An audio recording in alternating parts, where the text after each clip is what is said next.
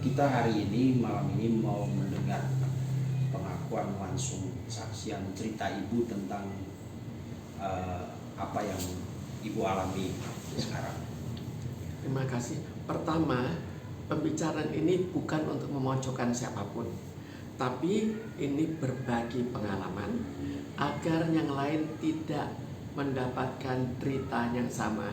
Jadi supaya yang lain bisa lebih melakukan tindak pencegahan sebelum semua menjadi parah. Oke, jadi coba ceritakan, kan ibu katanya selama proses itu sampai akhirnya mendapatkan keputusan dan sekarang itu merasa tertekan, itu apa yang ibu alami? Jadi saya mau menceritakan bagaimana kecilnya. Kita bayangkan ini saudara kandung. Saudara kandung, kita kecil bersama-sama, bermain bersama-sama, makan sama-sama, pergi sama-sama.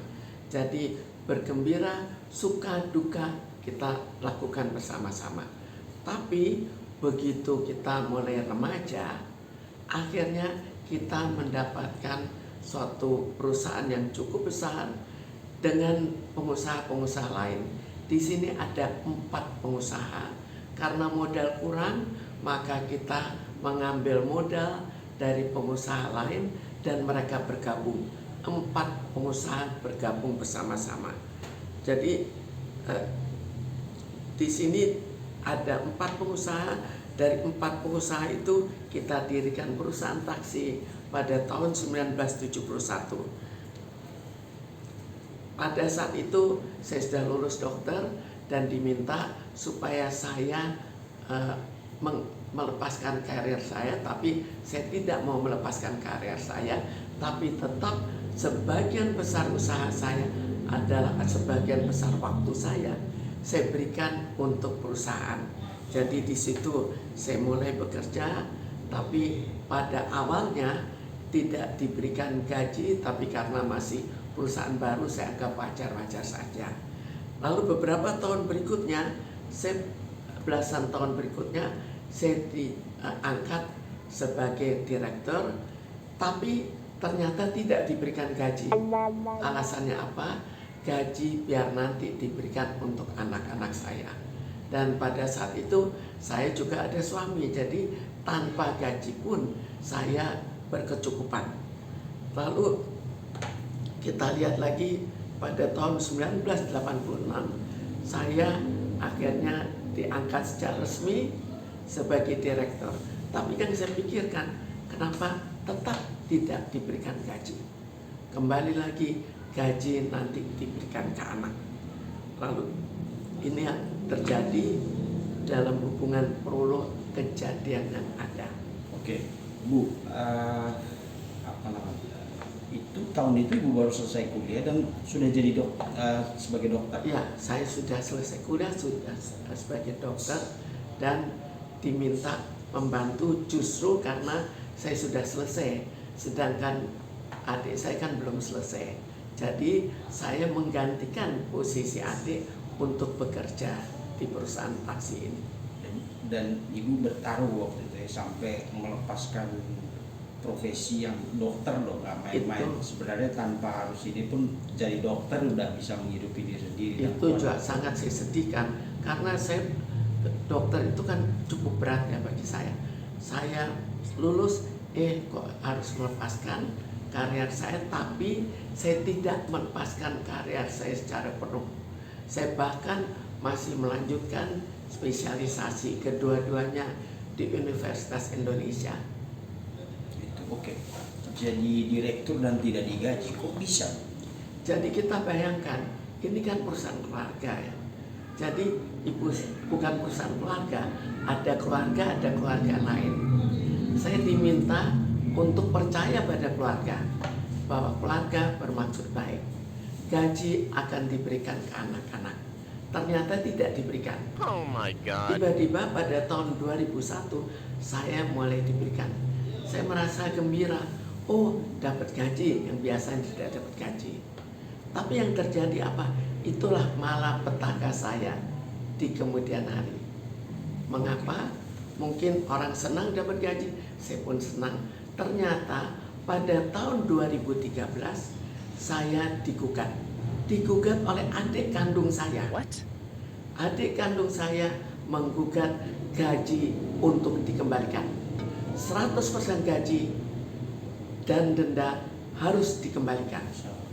Oke. Ya, Digugat, masalahnya apa?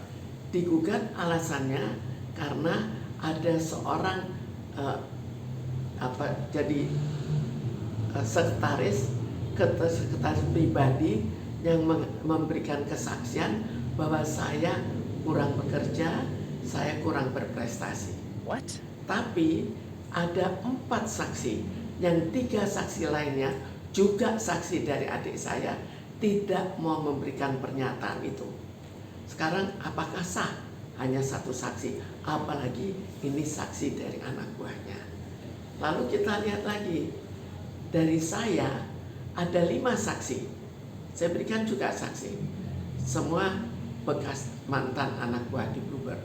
Oke, Jadi- itu kan setelah di pengadilan di bawah saksi. Ya, Tapi alasan sampai ibu digugat itu apa? sebetulnya tidak ada, tiba-tiba tahun 2013 saya digugat. Isi gugatannya? Jadi ini isi gugatannya bahwa saya harus mengembalikan semua gaji yang pernah dibayarkan ke saya. Itu pun belasan tahun kan tidak dibayar. Itu tidak dipersoalkan. Yang dipersoalkan adalah yang sudah dibayarkan ke saya harus dikembalikan. Kembalikan ke perusahaan. Oke, kan alasannya menurut kesaksiannya adalah ibu tidak bekerja, tidak berprestasi. Kok bisa? Itu alasan itu keluar setelah ibu bekerja berapa tahun? Setelah bekerja sudah puluhan tahun. Kok bisa? Itu yang aneh.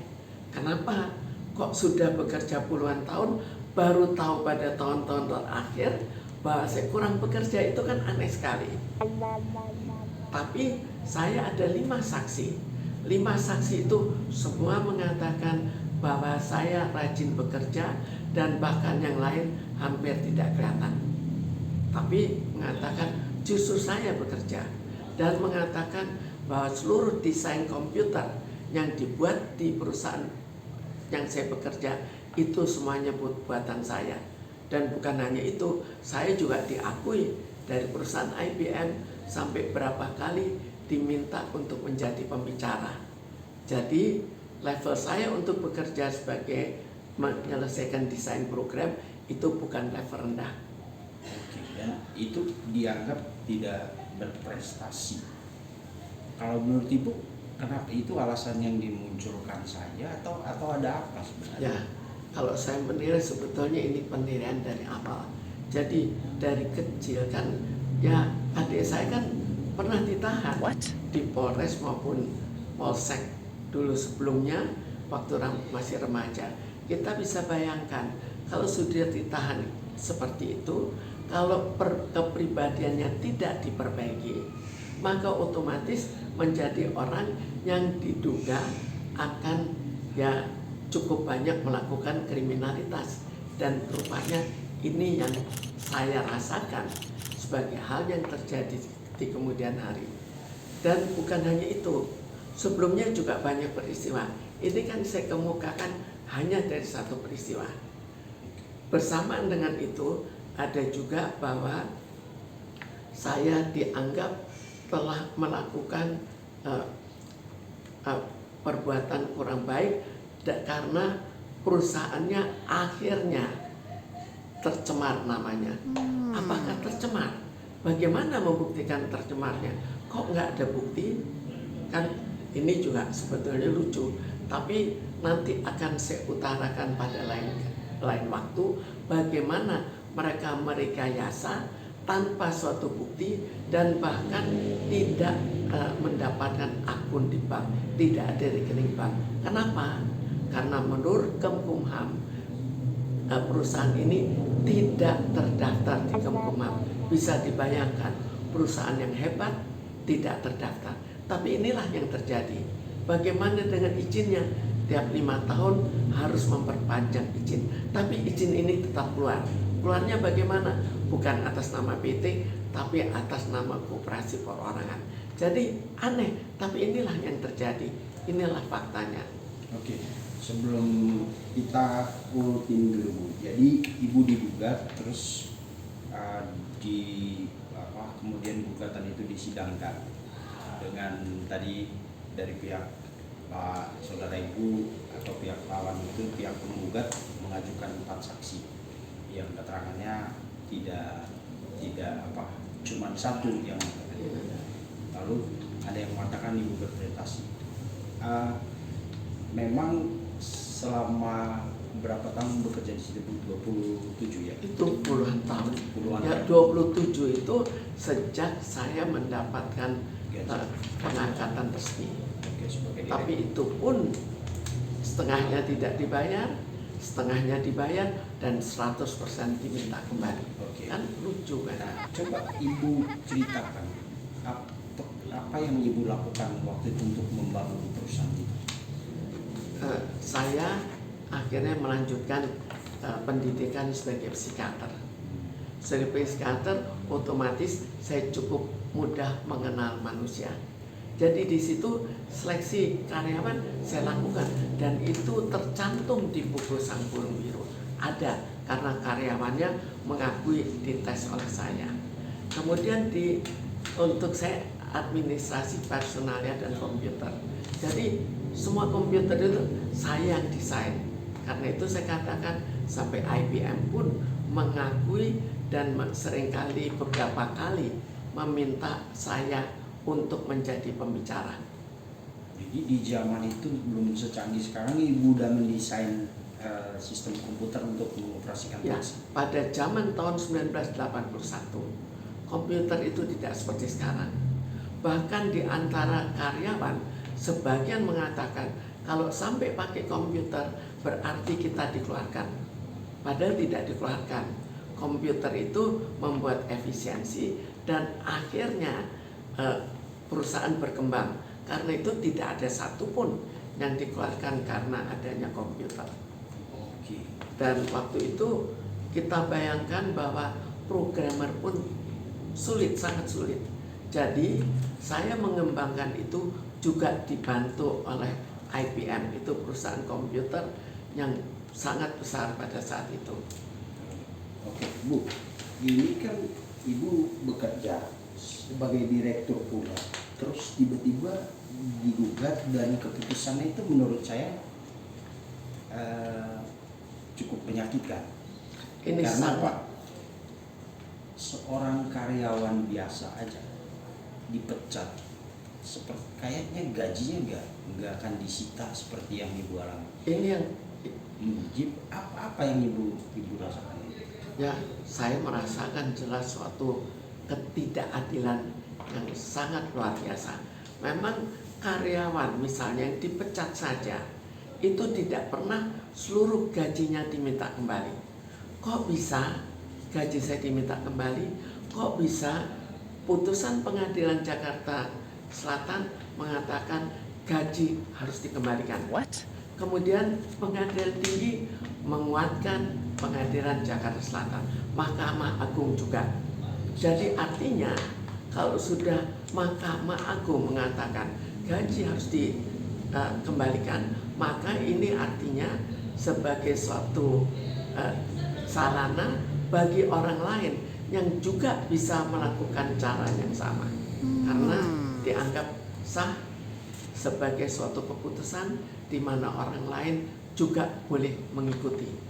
Dan kalau kita lihat beberapa saat yang lalu ada dari Jambi seorang guru TK, dia bekerja kemudian pensiun dia diminta untuk tetap bekerja 2 tahun, dia bekerja diberikan gaji, tapi gaji diminta kembali.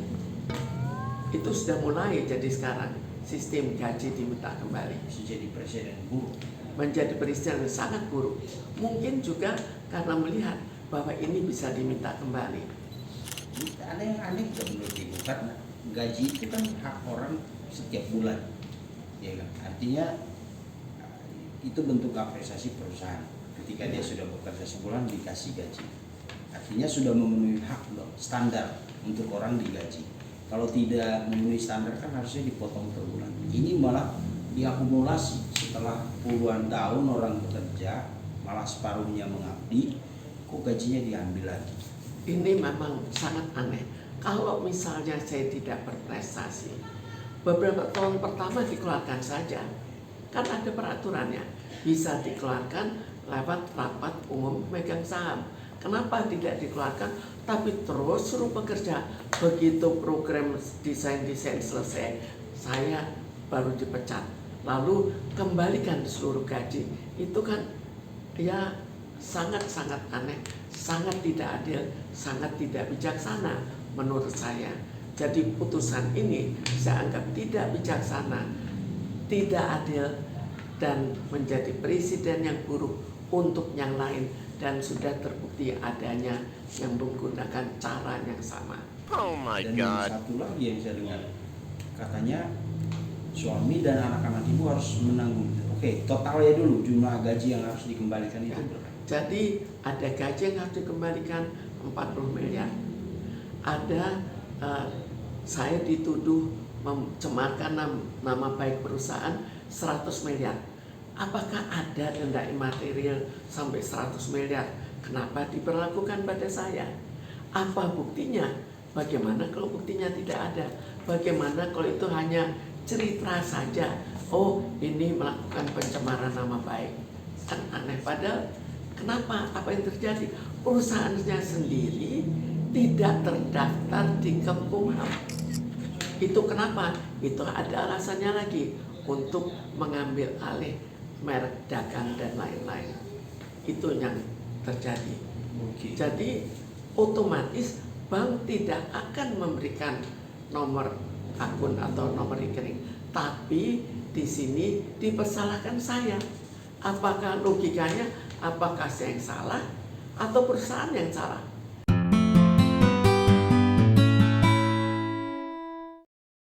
Bank tidak akan memberikan nomor akun atau nomor rekening, tapi di sini dipersalahkan saya. Apakah logikanya? Apakah saya yang salah atau perusahaan yang salah? Dan perusahaan yang tidak terdaftar di Kemkumham, tidak menyesuaikan dengan undang-undang perseroan terbatas, dan bahkan ini sudah sampai 22 tahun, itu sebetulnya tidak bisa menggugat kan, tapi ini tetap bisa menggugat. Jadi memang saya anggap kok aneh, bukan hanya aneh, tapi sangat-sangat tidak adil dan sangat-sangat menyakitkan. Dan suami ibu harus ikut menanggung. Jadi gini, jadi pada suatu saat suami dan istri dari yang lain semuanya diberikan jabatan sebagai komisaris. Komisaris itu bertugas untuk mengecek hal-hal lain di luar. Akhirnya jadi suami saya harus ikut mengembalikan Sebagai komisaris.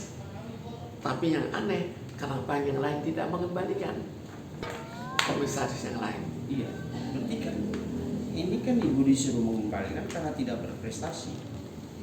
Ya. Berarti dipukul rata. Suami ibu juga dianggap seperti itu. Jadi Gimana? lucunya lagi, kalau suami saya kan tidak ada penulisan bahwa dia tidak bekerja, karena bekerjanya kan di luar.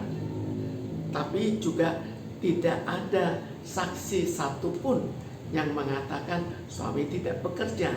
Jadi tidak ada bukti, tetap gaji harus dikembalikan. Kemudian ini dipukul rata, suami meninggal almarhum. Akhirnya dibebankan ke, ya saya juga dari awal juga sebagai direktur, tapi anak-anak dibebankan sebagai pewaris. Kok ada pewaris? Kan kalau karena pewaris biasanya hanya jika ada hutang piutang. Tapi untuk bahan prestasi itu kan tidak ada bahwa itu diwariskan. Dan bayangkan betapa sedihnya, kecewanya saya, tidak ada, semua perasaan bercampur aduk. Karena saya bayangkan anak saya seumur hidup kalau hanya akan bekerja untuk membayar hutang, dan mungkin akan dibebankan lagi ke cucu-cucu saya. Oh my God. Putusan kejam. Apakah ini putusan atau bukan sampai sejauh itu, sampai separah itu? Oke. Itu selama itu ibu nggak pernah melakukan perlawanan apa sampai dari 3 proses pengadilan itu, pengadilan negeri, pengadilan tinggi, Mahkamah Agung, tidak ada satupun yang Jadi saya naik banding. Jadi pada saat awal saya pakai pengacara. Waktu itu saya kan belum sering terjun, saya tidak ikut terjun karena saya serahkan ke pengacara. Pengacara mengatakan jangan takut, lihatlah ini kan aneh, gugatannya aneh, gak mungkin saya dikalahkan. Kemudian naik banding pengadilan tinggi, kembali lagi saya ganti yang lain, pengacara lain. Pengacara kembali lagi mengatakan ini aneh, pengadilan negeri kok bisa mengalahkan saya. Dikalahkan lagi. Jadi tapi berikut ketiganya saya ambil seorang yang levelnya juga lebih tinggi. Akhirnya kembali lagi dia mengatakan tidak mungkinlah sampai kalah. Ini kan semua ada peraturannya. Tapi kembali lagi saya kalah.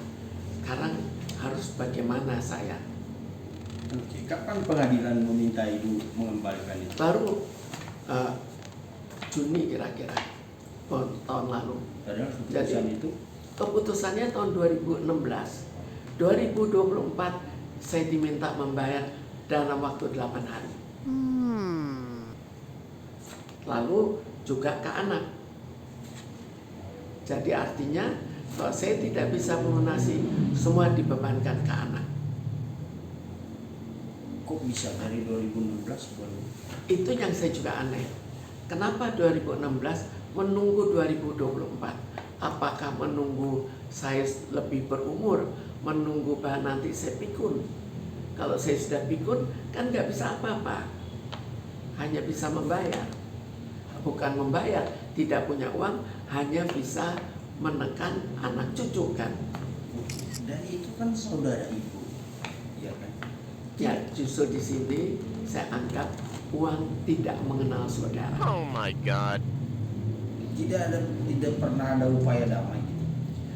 Saya pernah upaya damai pada tahun saham saya diambil pada tahun 1994. Jadi saham saya itu bukan hanya satu kali diambil. Itu ada saham dari suatu perusahaan, anak perusahaan yang akan go international karena bekerja sama dengan Jerman dan akan ekspor mobil-mobil pemadam kebakaran. Pada saat itu saya juga baru tahu, kemudian tahun 1994 saya minta untuk berdamai. 3 tahun saya upayakan, tetap tidak mau berdamai. Akhirnya saya gugat lewat pengadilan, saya menang, harta saya kembali. Tapi 2001 ada lagi, saya diambil lagi saham saya dengan cara yang berbeda. Jadi caranya membuat akte perusahaan tanpa izin saya, tanpa keterlibatan saya, dan saya tidak pernah tahu. Jadi bikin saja hanya dengan pengacara. Tapi dengan pengacara itu hanya dengan notaris. Tapi apakah sah? Saya kenapa tidak dilibatkan? Saya pemilik kok. Akhirnya alasannya apa? Saya memang minta mundur sebagai pengurus, sebagai direksi. Tapi dikatakan mundur sebagai pengurus otomatis sahamnya sama. Kan lucu sekali. Apakah ada peraturan itu? Ini di CV. Tapi apakah ada? Itu kan tidak pernah ada karena saya juga nyetor uang. Uang itu pun kembali saja tidak. Apalagi kembali dengan keuntungan. Dan ini sedang saya laporkan, sedang diproses di Mabes Polri. Oke. Itu saham diambil. Diambil, jadi cukup dengan notaris. Jadi kita mudah sekali kalau ambil saham orang. Kita berapa orang, 1 orang tidak dilibatkan, bikin dia hilang. Sebetulnya memang saya merasa sangat lucu. Tapi inilah fakta.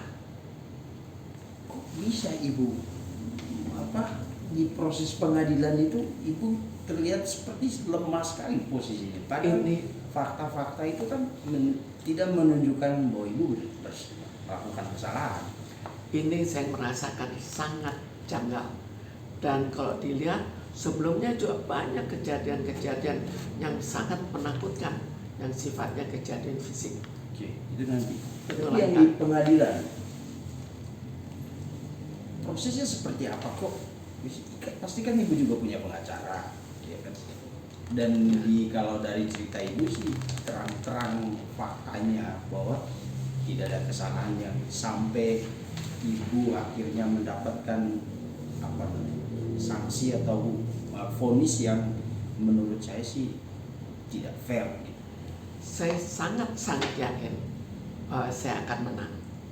Kemudian pengacara juga mengatakan bagaimana mungkin saya kalah kalau lihat keadaan seperti ini.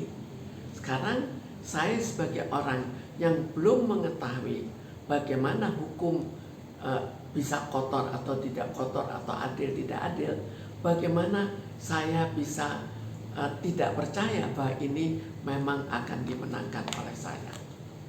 Tapi kenyataannya betul-betul sesuatu yang di luar dugaan. Pertama kali saya dapat putusan pengadilan negeri itu saya sudah kaget. Kok bisa?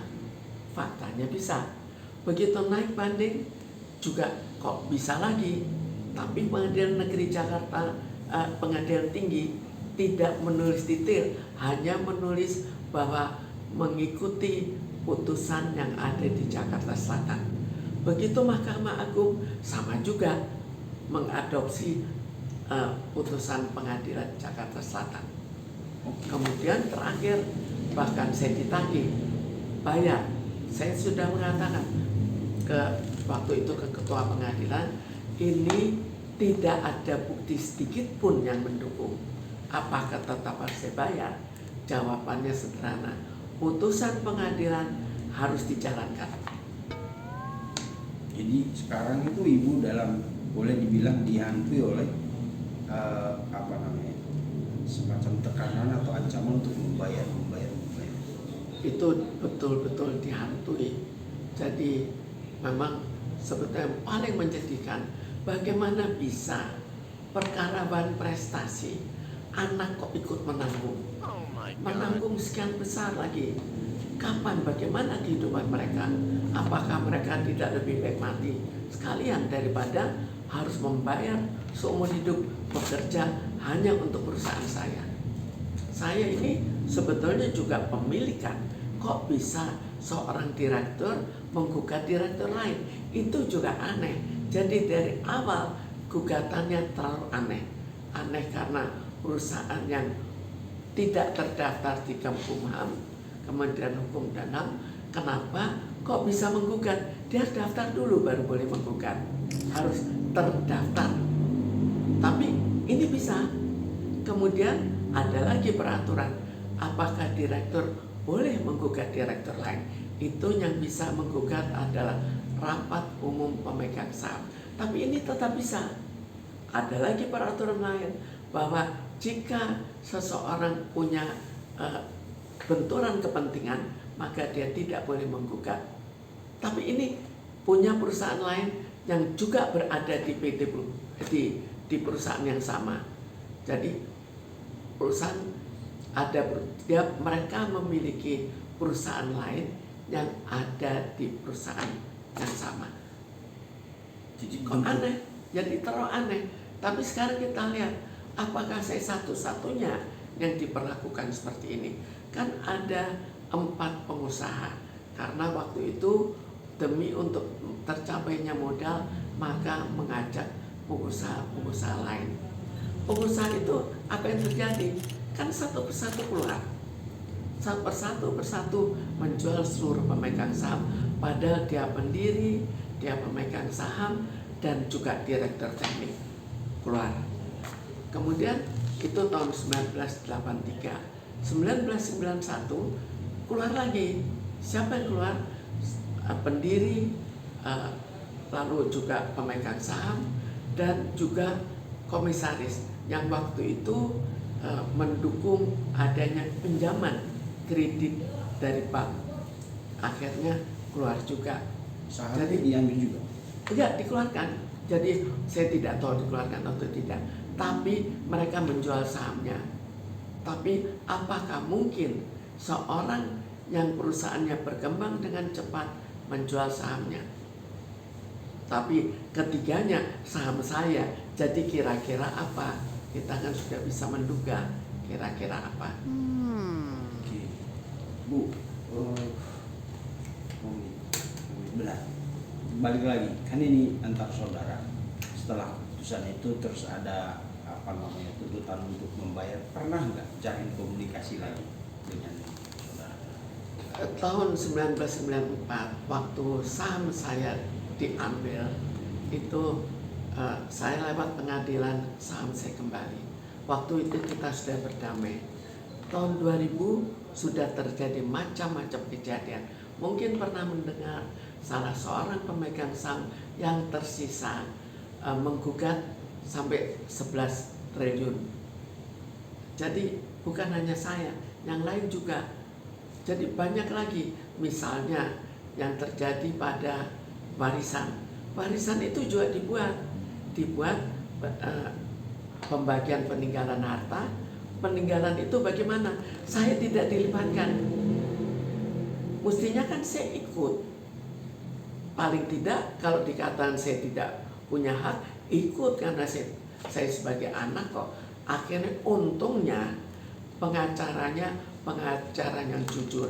Dia dipaksakan, menurut dia dipaksakan untuk mengaku adanya pengesahan dari saya untuk dia mewakili. Padahal nggak ada sama sekali. Akhirnya itu pun saya masih memenangkan. Jadi masih banyak ada lagi ya masalah penangkapan segala. Jadi kalau dilihat luar biasa banyaknya. Jadi yang saya pikirkan, kenapa ya kekuasaannya kok bisa begitu mutlak? Iya. Dan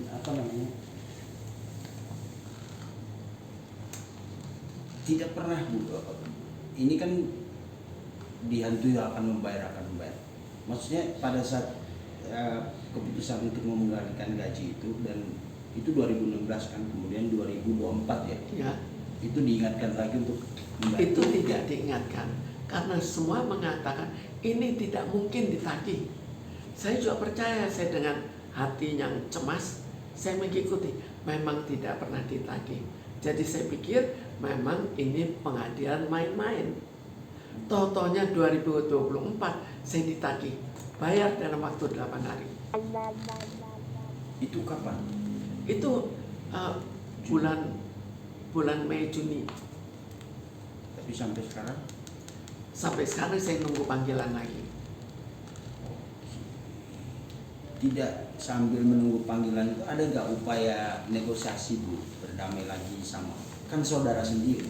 Ya, saudara sendiri yang sudah tidak pernah kita berbicara, dan kita lihat sebelumnya juga banyak keanehan yang terjadi, termasuk tanah saya bisa disita tanpa adanya sita jaminan. Tapi itu betul-betul, walaupun akhirnya karena hubungannya dengan BPN saya masih bisa menang karena tidak ada bukti apa-apa. Jadi kekuasaan yang terlalu berlebih, saya tidak tahu apa yang membuat kekuasaan berlebih itu. Apakah hartanya yang terlalu berlebih? Kalau kita lihat harta pada tahun 2013 ke 2014 menurut majalah Forbes itu 3,3 kali. Lalu bersamaan dengan itu ada berita di Straits Times Singapura tentang kekayaan, tentang pengalihan dana ke luar negeri. Kemudian ada lagi di majalah Indonesia tentang perusahaan transport terbesar yang terkena money laundering. Oh my God. Oke, nah dengan kekayaan sebanyak itu, dan Ibu bukan sekedar partner biasa tapi keluarga ya, kok Ibu kayak kesannya kayak mau dihabisin gitu? Ya sekarang gini, kalau orang terlalu serakah apakah akan menghabiskan orang lain? Kita juga lihat kan, orang yang terlalu super mewah hidupnya, tapi menekan orang kecil, kan juga terjadi. Apakah ini hal yang sama yang terjadi?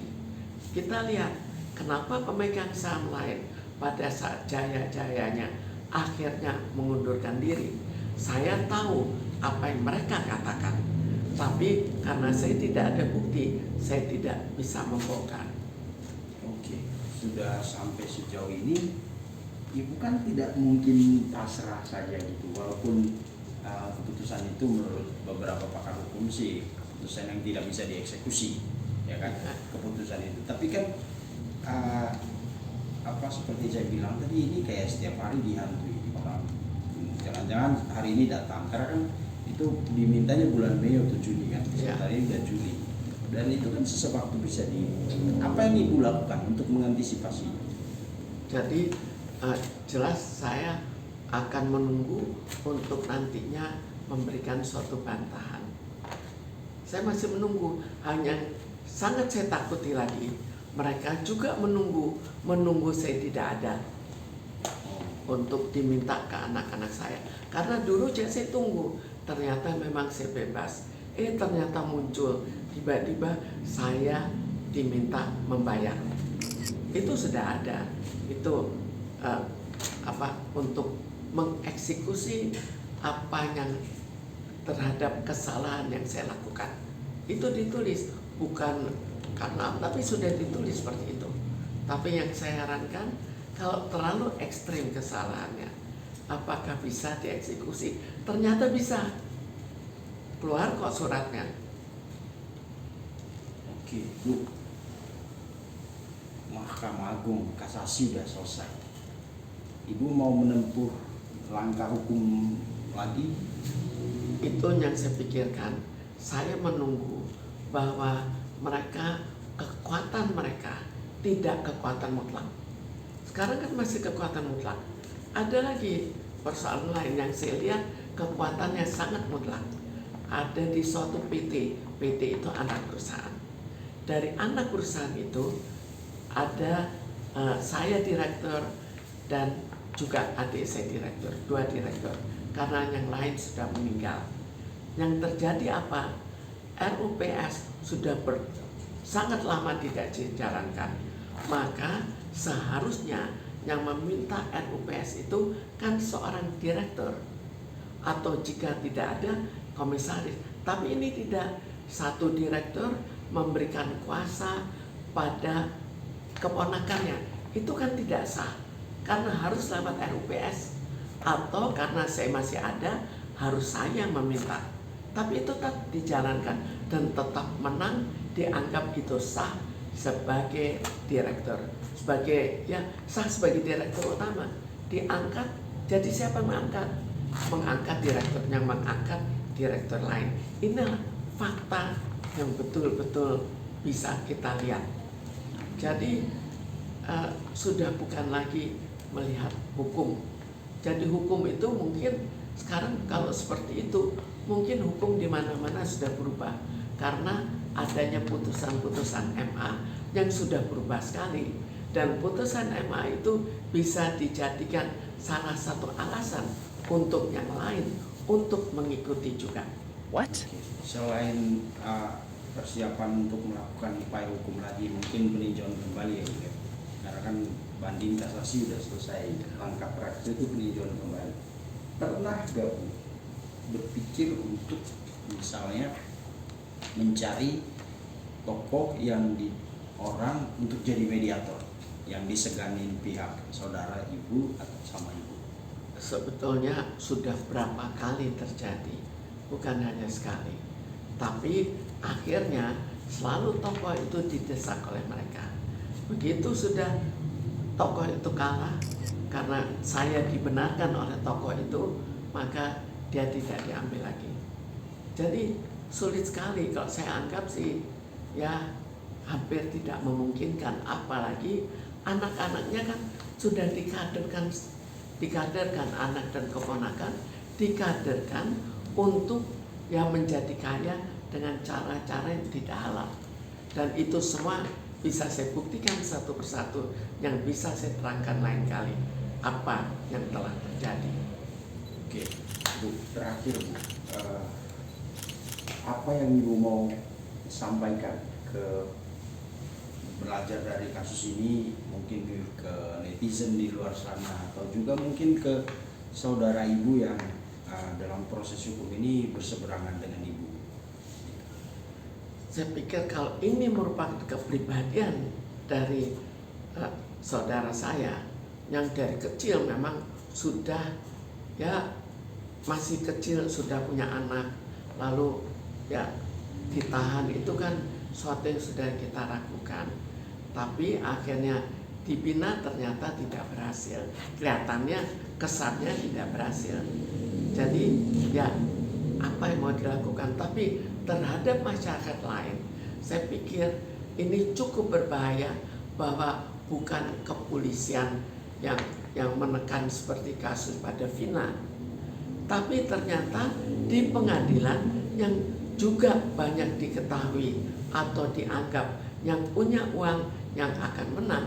Inilah salah satu yang perlu kita pertimbangkan kembali. Apa karena uang dia menang? Jika karena uang dia menang, semua harus jauh berhati-hati. Dan bagaimana caranya untuk mengatasi hal ini? Apakah presiden mendatang? Saya pikir demi supaya negara tidak jatuh, masyarakat miskin tidak menjadi tambah miskin karena kekayaan yang menentukan segala-galanya, maka perlu diambil langkah yang jauh lebih tegas untuk secepatnya mengatasi semua masalah yang sifatnya ketidakadilan yang sudah didengung-dengungkan oleh masyarakat.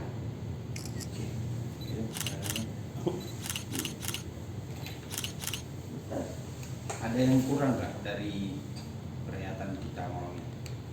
Saya pikir untuk sekarang belum kurang, tapi nanti kesekian kali bisa dilihat nomor perkaranya, bisa diikuti sendiri, dan akan saya tulis mana yang ternyata hanya kebohongan belaka, karena ini sebetulnya cukup panjang, masih ada lagi. Khusus hanya ini masih cukup panjang, yaitu dalam pembuktian pencemaran nama baik yang 100 miliar. Itu pun denda imaterial, itu bisa kita tanyakan pada pengacara-pengacara, apakah mereka pernah mendapatkan gugatan denda imaterial sebesar 100 miliar, pernah atau tidak? Atau itu hanya terjadi pada saya? Karena pada sekian pengacara yang saya tanya, belum pernah mereka dapat denda sebesar itu. Jadi denda imaterial seringkali tidak dikeluarkan, dan kalaupun ya 5 miliar itu udah tinggi tuh, sampai 10, ini 100 miliar, luar biasa. Ada apa di balik semua ini? Oke, ke netizen bisa diajukan pertanyaan retoris, pernah gak kalian dipecat gitu oleh perusahaan kalau gaji kalian diambil? Ya, untuk orang-orang yang, karena ini kan kalau soal gaji itu kayak menyangkut semua orang deh. Ya, betul. Jadi saya pikir, saya yakin bahwa pasti cukup banyak yang kecewa terhadap gugatan-gugatan di mana akhirnya gaji tidak dikeluarkan atau pesangon tidak diberikan, bukan dengan cara damai tapi dengan cara paksaan. Itu mestinya cukup banyak mengeluhkan.